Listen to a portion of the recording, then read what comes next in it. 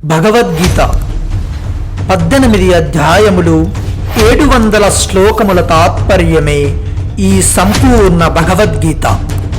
భగవద్గీత 6వ అధ్యాయము ఆత్మ సంయమ యోగము. అనాశ్రితః కర్మఫలం కార్యం కర్మ కరోతి యః స సన్యాసీ చ యోగీ చ న నిరగ్నిర్న చాక్రియః. శ్రీ భగవానుడు పలికెను, కర్మఫలమును ఆశ్రయింపగా కర్తవ్య కర్మను ఆచరించువాడే నిజమైన సన్యాసి, నిజమైన యోగి. కానీ కేవలము అగ్ని కార్యములను త్యజించినంత మాత్రమున సన్యాసియు కాడు. అట్లే కేవలము క్రియలను త్యజించినంత మాత్రమున యోగియూ కాడు. కర్మఫలమును ఆశ్రయింపక అని పేర్కొనబడినది. కానీ ఆసక్తి త్యాగమును గూర్చి ప్రస్తావింపలేదు. దీనికి కారణమేమి? భోగములయందు లేక కర్మలములయందు ఆసక్తి గల పురుషుడు కర్మఫలములను ఆశ్రయింపక ఉండలేడు. ఆసక్తి యుండుట వలన సహజముగానే కర్మఫలాకాంక్షయుండును. కనుక కర్మఫలమును ఆశ్రయింపనివాడు కర్మఫలాసక్తిని త్యజించిన వాడేయగును. ప్రతి విషయమునను అన్ని పదములను ప్రయోగింపనవసరము లేదు. కొన్ని సందర్భములలో ఇతరత్ర ప్రయుక్తములైన పదములను ఆద్యాహారము చేసుకొనవలెను. ఫలత్యాగమును గూర్చి చెప్పి ఆసక్తి త్యాగ విషయమును ప్రస్తావింపని చోట ఆసక్తి త్యాగము కూడా చెప్పబడినట్లు గ్రహింపవలెను. అట్లే ఆసక్తి త్యాగమును గూర్చి చెప్పి ఫలత్యాగమును గూర్చి ప్రస్తావింపని చోట ఫలత్యాగమును గూర్చి చెప్పినట్లే గ్రహింపవలెను. కర్మఫలమును ఆశ్రయింపకుండుట అనగానేమి? భార్యాపుత్రులు, సంపదలు, కీర్తి ప్రతిష్టలు మొదలగు ఐహిక భోగములు, స్వర్గసుఖాది పరలోక భోగములు అన్నియును కర్మఫలములు అనబడును. సాధారణముగా మానవుడు ప్రతి కర్మను ఏదో ఒక ఫలమును ఆశించియే చేయుచుండును. తత్ఫలితముగా అతడు పదే పదే జనన మరణ చక్రములో పడుచుండును. కనుక ఇహ పరలోక భోగములు అన్నియును అనిత్యములు, క్షణభంగురములు, దుఃఖహేతువులు అని గ్రహించి సమస్త కర్మలయందును మమత, ఆసక్తి, ఫలేచ్ఛలను సర్వదా త్యజించుటయే కర్మఫలములను ఆశ్రయింపకుండుటాయగును. కర్తవ్య కర్మలు అనగానేమి? వానిని ఎట్లు చేయవలెను? తమ తమ వర్ణాశ్రమ ధర్మములను అనుసరించి ఆచరింపబడు శాస్త్ర విహిత నిత్య నైమిత్తిక కర్మలు, యజ్ఞ దాన తపః కర్మలు, శరీర పోషణ రక్షణములకై చేయబడు కర్మలు, సమాజ శ్రేయస్సునకై నిర్వహింపబడు పవిత్ర కర్మలు అన్నియును కర్తవ్య కర్మలే. వీటినన్నింటినీ విద్యుక్తముగా యథాయోగ్యముగా శ్రద్ధతో తమ తమ శక్తికి తగినట్లుగా కర్తవ్యపరాయణ బుద్ధితో ఉత్సాహపూర్వకముగా సర్వదా చేయుచునేయుండవలెను. అట్టివాడే నిజమైన సన్యాసి, నిజమైన యోగి అని అనుటలోని విశేషమేమి? ఇట్టి కర్మయోగి సమస్త సంకల్పములను త్యజించిన వాడై యథార్థ తత్వజ్ఞానమును పొందును. అదియే కర్మయోగ, సాంఖ్యయోగ సాధనల చరమ ఫలము. కావున అప్పుడతడు సన్యాసి అనియు యోగి అనియు భావింపబడును. ననిరగ్నిః అనగానేమి? అగ్ని కార్యములను త్యజించి సన్యాసాశ్రమమును స్వీకరించిన వానిని నిరగ్నిహ అందురు. కేవలము అగ్ని కార్యములను త్యజించి సన్యాసాశ్రమమును స్వీకరించి జ్ఞానయోగ లక్షణములతో యుక్తుడు కానివాడు వాస్తవముగా సన్యాసి కాడు. అతడు కేవలము అగ్ని కార్యములనే త్యజించెను. సమస్త క్రియలయందు కర్తృత్వమును అభిమానమును వీడలేదు. అట్లే మమతాసక్తులను దేహాభిమానమును త్యజింపలేదు. నచ అక్రియ అనగానేమి? సమస్త క్రియలను సర్వదా త్యజించి ధ్యానమగ్ధుడైన పురుషుని అక్రియ అని అందురు. క్రియలను ప్రాపంచికముగా త్యజించి ధ్యానస్థితుడైనప్పటికీ అతని అంతఃకరణమునందు అహంకార మమకారములు, రాగద్వేషములు, కోరికలు మొదలగు దోషములు ఉన్నప్పుడు వాస్తవముగా అతడు యోగి కాడు. అతడు కేవలము భౌతికముగా కర్మలను త్యజించినంత మాత్రమున చాలదు. మమత, అభిమానము, ఆసక్తి, కోరికలు, క్రోధము మొదలగు వానిని కూడా త్యజింపవలెను. అగ్ని కార్యములను సర్వదా త్యజించి సన్యాశ్రమమును స్వీకరించి జ్ఞానయోగ లక్షణములను అన్నింటినీ చక్కగా కలిగియున్నవాడు సన్యాసి కాడా? కాకపోవటమేమి? అట్టివాడే ఆదర్శ సన్యాసి. ఈ విధమగు సన్యాసుల మహత్వమును ప్రకటించుటకే జ్ఞానయోగ లక్షణములు గల ఇతర ఆశ్రమ వాసులను కూడా సన్యాసులుగానే ప్రశంసించుట జరుగుచున్నది. వారిని సన్యాసులని పిలుచుటకు ఇంతకంటెను వేరుగా విశేషమేమీ ఉండగలదు. ఈ విధముగానే సమస్త కర్మలను త్యజించి ధ్యానస్థుడైన పురుషుని అంతఃకరణమునందు మమత, రాగద్వేషములు, కామక్రోధాదులు సర్వదా లేనప్పుడు అట్టి సర్వసంకల్ప సన్యాసియు యోగి కాడా? సర్వసంకల్ప త్యాగి అయినట్టి మహాత్ముడు ఆదర్శయోగియే. కర్మఫలములను ఆశ్రయింపక కర్మలను ఆచరించు సాధకుని సన్యాసి అనియు యోగి అనియు భగవానుడు మొదటి శ్లోకమున పేర్కొనెను. సన్యాసము, యోగము రెండును వేరువేరు స్థితులైనప్పుడు ఒకే సాధకుని సన్యాసి అనియు యోగి అనియు పేర్కొనుట ఎట్లు అను శంక కలుగును. కావున ఈ సంశయమును నివారించుటకు 2వ శ్లోకమున సన్యాస మరియు యోగముల యొక్క ఏకత్వము ప్రతిపాదింపబడుచున్నది. యహం సన్యాసమితి ప్రాహుః యోగం తం విద్ధి పాండవ నహస్తన్యస్త సంకల్పో యోగి భవతి కచ్చన. ఓ అర్జున, సన్యాసము అని పిలువబడినది ఏ యోగము అని తెలుసుకొనుము.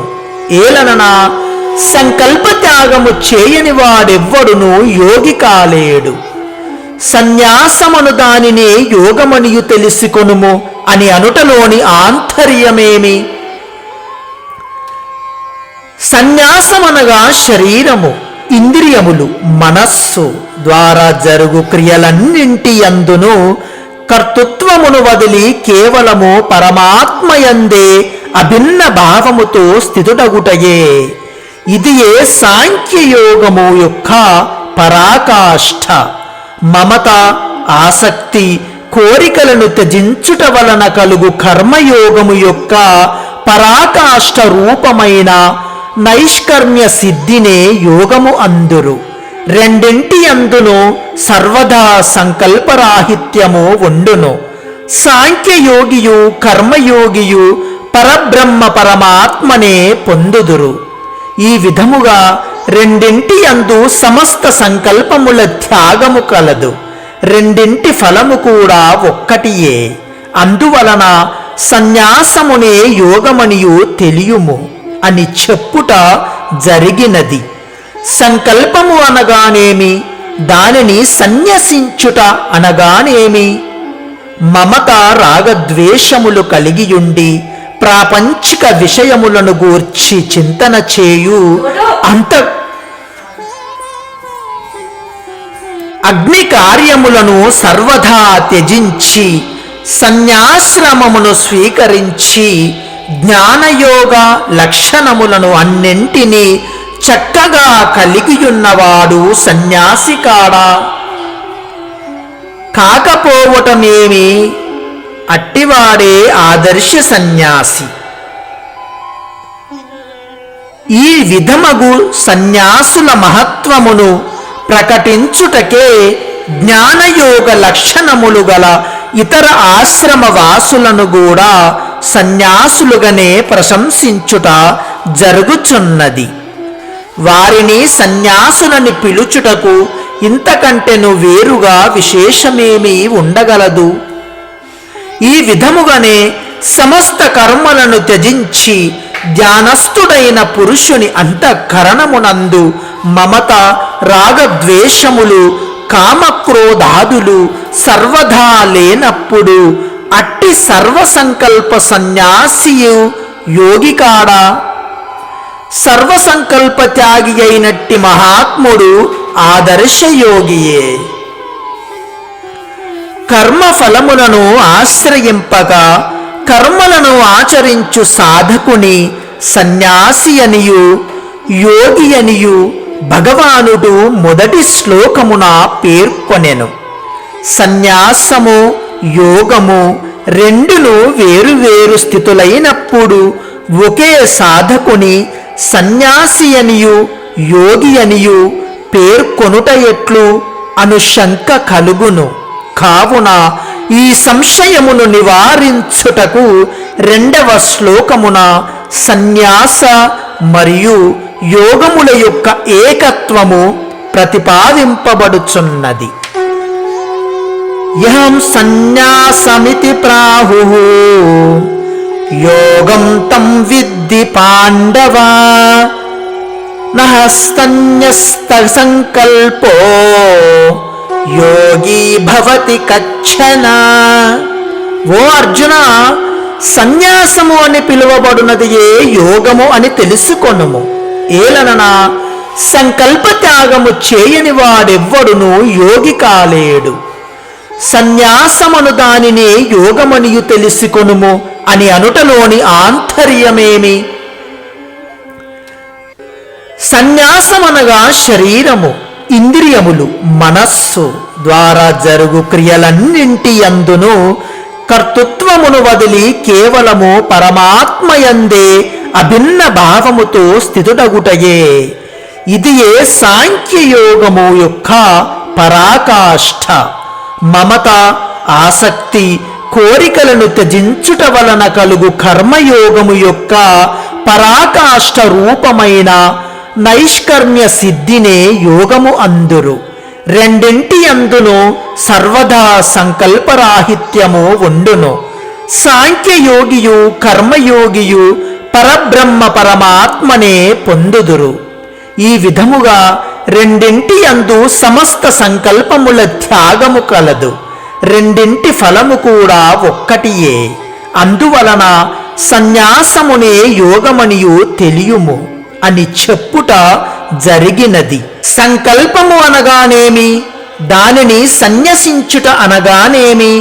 మమత రాగద్వేషములు కలిగియుండి ప్రాపంచిక విషయములను గూర్చి చింతన చేయు అంతఃకరణము యొక్క వృత్తినే సంకల్పము అని అందురు. అట్టి వృత్తిని సర్వదా త్యజించుటను సన్యాసము అని అందురు. సంకల్ప త్యాగము చేయని వాడెవ్వడును యోగి కానేరడు అనుటలోని ఆంతర్యమేమి?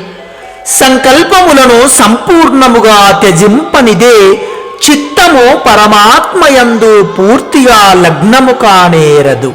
కావున సంకల్ప త్యాగము సాధకులందరికీ ఆవశ్యకము.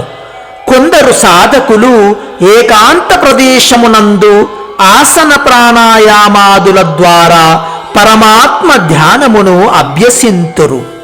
మరికొందరు నిష్కామ భావముతో సర్వదా కేవలము భగవద్జ్ఞానుసారము భగవదర్పణముగా కర్మలను ఆచరించుదురు. మరికొందరు అప్పుడప్పుడు ధ్యాన సాధన యొనర్చుచు నిష్కామ భావముతో కర్మలను కూడా చేయుచుందురు. సర్వదా సంకల్ప త్యాగము చేయనిదే వీరిలో ఎవ్వనిని కూడా యోగారూఢుడు లేక యోగి అని చెప్పుటకు వీలు లేదు. సమస్త కర్మ ఫలములయందును విషయములయందును ఆసక్తి రహితుడై సర్వ సంకల్పములను త్యజించినప్పుడే ఏ సాధకుడైనను యోగారూఢుడు అని అనబడును. సాంఖ్యయోగియు చిత్తమునందు సంకల్పముల యొక్క వాసనలను మాత్రము లేనప్పుడు నిజమైన సన్యాసియగును. అందువలననే శ్లోక పూర్వార్ధమునందు ఇద్దరును ఒక్కటియే అని తెలుపుట జరిగినది. కర్మయోగమును ప్రశంసించి ఇప్పుడు దాని సాధన విధానమును భగవానుడు తెలుపుచున్నాడు. ఆరురుక్షోర్మునేరోధ్యం కర్మకారణముచ్యతే యోగారూఢస్య తస్తైవ శమః కారణముచ్యతే. యోగారూఢ స్థితిని పొందగోరు మననశీలుడైన పురుషునకు నిష్కామ కర్మాచరణము వలననే యోగ ప్రాప్తి కలుగును. యోగారూఢుడైన పురుషునకు సర్వసంకల్ప రాహిత్యమే మోక్ష ప్రాప్తికి మూలము. మునేహ అను పదప్రయోగ ప్రాముఖ్యమేమి? యోగారూఢ స్థితి పరమాత్మ ప్రాప్తికి హేతువు. ఆ స్థితిని పొందగోరు పురుషుడు ముని అనబడును. ముని అనగా మననశీలుడు. అతడు సహజముగానే పరమాత్మ స్వరూపమును చింతన చేయుచుండును. యోగారూఢ స్థితి ప్రాప్తికి హేతువులైన కర్మలేవి? వర్ణాశ్రమ ధర్మములను తమ స్థితికి సంబంధించిన శాస్త్ర విహిత కర్మలను ఫలాసక్తి రహితముగా చేయుటచే అవి అన్నియును యోగారూఢ స్థితి ప్రాప్తికి హేతువులగుచున్నవి. యోగారూఢ స్థితి ప్రాప్తికి కర్మలు హేతువులుగా చెప్పబడుటకు కారణమేమి? కర్మలను త్యజించి ఏకాంతమును ధ్యానము చేయుటచే యోగారూఢ స్థితి ప్రాప్తింపదా? ఏకాంతమున పరమాత్మను ధ్యానించుటయు ఒక విధమగు కర్మయే. ఈ విధముగా ధ్యాన సాధన చేయువాడును శరీర పోషణ రక్షణాదులకై శౌచ స్నాన అన్నపానాది క్రియలు చేయవలసియే యుండును. కావున వర్ణాశ్రమ ధర్మములు యోగ్యతా స్థితులను బట్టి ఆచరించవలసిన కర్తవ్య కర్మలను ఫలములను ఆ శక్తిని వీడి వాటిని ఆచరించుట యోగారూఢ స్థితి ప్రాప్తికి హేతువగును. ఇట్లు చెప్పుట సముచితమే. కర్మలను ఆరంభింపకయే మనసుడు నైష్కర్మ్య సిద్ధిని అనగా యోగారూఢ స్థితిని పొందజాలడని 3వ అధ్యాయమునందలి 4వ శ్లోకమున చెప్పబడినది. శమః అను పదమునకు భౌతికముగా క్రియల త్యాగమని అర్థము చెప్పక సర్వసంకల్పరాహిత్యమని అర్థము చెప్పుట ఎందులకు? ఈ అధ్యాయమునందలి 2వ 4వ శ్లోకములలో సంకల్పములను త్యజించుటను గూర్చియే ప్రస్తావింపబడినది. శమః అను పదమునకు మనస్సును వశపరుచుకొని దానిని శాంతింపజేయుటయే అని అర్థము. 18వ అధ్యాయమునందలి 42వ శ్లోకమున కూడా శమః అను పదము ఈ అర్థమునందే ప్రయుక్తమైనది. మనస్సు వశమై నిశ్చల స్థితిని పొందినప్పుడే సంకల్పరాహిత్యము సాధ్యమగును. మనోనిశ్చల స్థితి లేకుండా కర్మలను స్వరూపతః త్యజించుటయు శక్యముగాదు. కావున శమః అను పదమునకు సర్వసంకల్పరాహిత్యమని అర్థమును చెప్పుటయే సముచితము. యోగారూఢ పురుషుని విషయమున శమః అను పదమునకు కర్మాచరణమునకు హేతువు అను అర్థమును చెప్పిన దోషమేమి? శమః అను పదమునకు సర్వసంకల్పరహిత ప్రశాంతత అనియే అర్థము. కావున అది కర్మాచరణమునకు హేతువు కాజాలదు. యోగారూఢ పురుషుని ద్వారా జరుగు కర్మలన్నింటికి అతని యొక్క మరియు ఇతరుల యొక్క ప్రారబ్ధములే హేతువులగును. కావున శమః అను పదమునకు కర్మాచరణమునకు హేతువు అని అర్థము చెప్పుట సరికాదు. అది పరమాత్మ ప్రాప్తికి హేతువని తలంచుట సమంజసము. పూర్వ శ్లోకమున ప్రస్తావింపబడిన యోగారూఢ పురుషుని లక్షణములను రాబోయే శ్లోకమున వివరించుచున్నాడు.